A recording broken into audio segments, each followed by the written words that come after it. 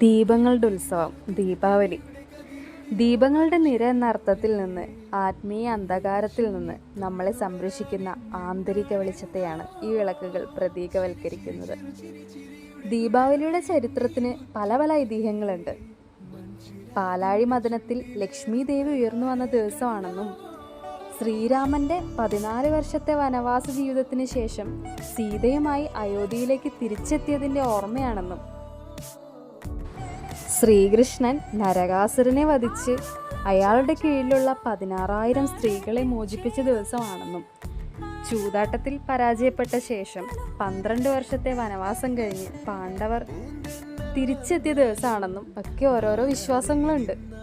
ഇതിലേതിലാണെങ്കിലും എല്ലാത്തിലും പറയുന്നത് ഒരേ ഒരു കാര്യമാണ്: നന്മയുടെ വിജയം.